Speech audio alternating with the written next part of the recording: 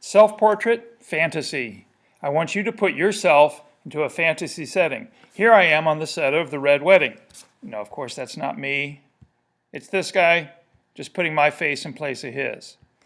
It's reasonably convincing, but I can do better. One thing I see here is my face is kind of pointing the wrong way. His face is more forward. Also, in this scene, everybody dies, and looking goofy doesn't quite fit the picture. So I'm just going to hide this for now and go through the process from the beginning. There's a few new tools here, so pay careful attention. An old thing we've been doing, place a picture. I've got a picture of me, and I already cropped it in Photoshop, cropped it before I bring it in. I'm going to hold down the Shift key, really important to keep your face from getting messed up. And I'm going to bring it up next to the character and make sure it's about the same height. It's pretty close. So I'll hit enter, and it's got to be rasterized, so just pick the eraser tool or whatever and click OK when it tells you you can't do that. So I'm going to erase just really broadly the extra. Now since I cropped this before, there's not a lot of erasing to be done.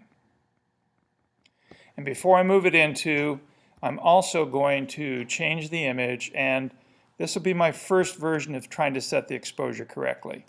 You may have to play with this a few times. Quite a bit lighter. There's a little more contrast. Okay, I can fine-tune that later. Now I'm going to move it over his head. Since you placed it, how do you change things? Well, there's a tool right here, select and drag. If you click on this layer, you can drag it wherever you want. Now I'm going to use the opacity trick to turn that opacity down. Looks like it's probably placed pretty well. I'm going to zoom in. Let's see that again.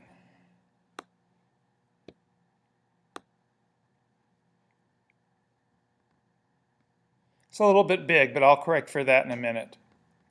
Okay, now for the erasing, I'm going to make sure that the layer 0, the character's layer, is locked, and I'm going to erase the things that don't belong there.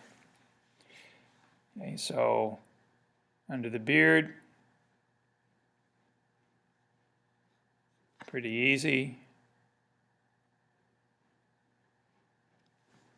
I want to make that a little bit more opaque. I cannot really tell my face there. So on this edge, now I'm going about this quickly for the purpose of demonstrating it. You should take more time. You've got more time. I don't want to make a 2-hour video here. Okay, that pretty much fits. Now I'm going to make it a lot less opaque, because I want to see his hairline. He's got a good hairline here. I'm going to use his hair. So it's just my face that I'm changing.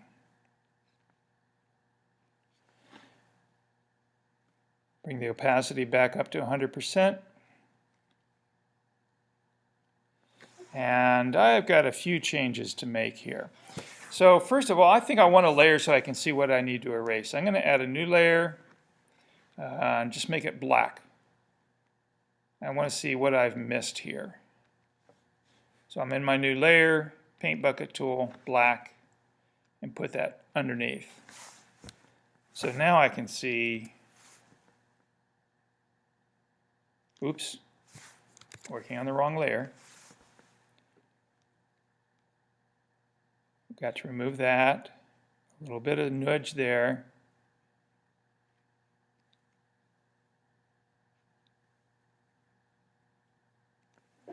Okay, that's my face. I can hide this down below layer 0.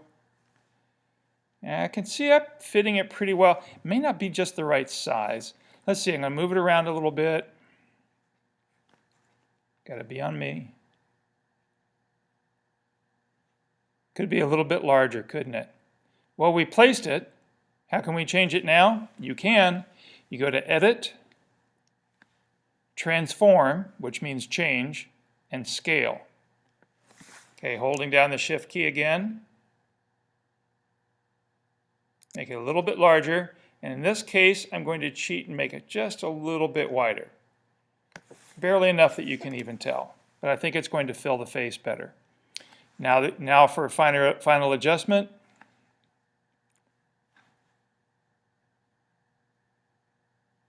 Try to make sure it looks like it belongs in the setting. Give it a little bit more contrast. Back off and look at it. It looks like it pretty well belongs. There's a few more details that we can do. I can have his hairline.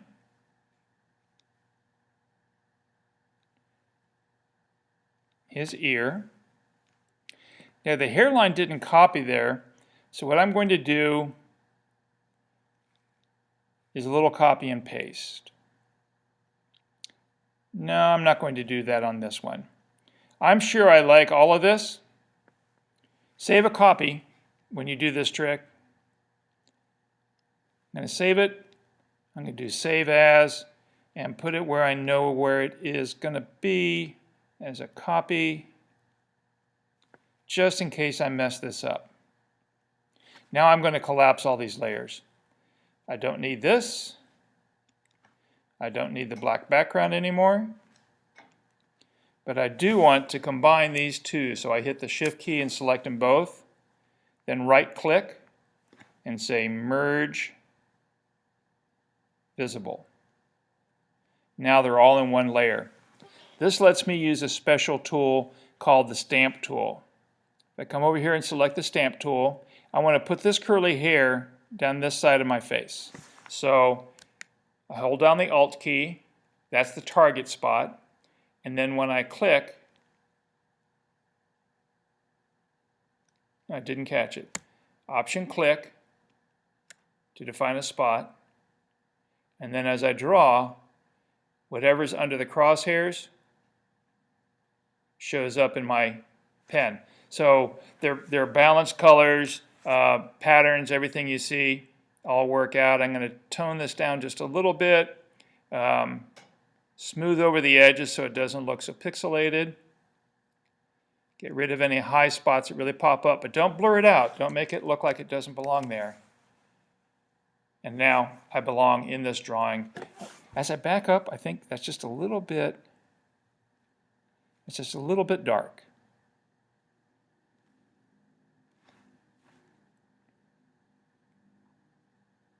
Oh, now that I've put it together, they're all together, so I can't change that. If I really hated it, though, I can go back to the copy. Do your best. Whatever picture you pick, make sure it belongs in there and it looks realistic. I don't think that's bad. Have fun with this. Do your best.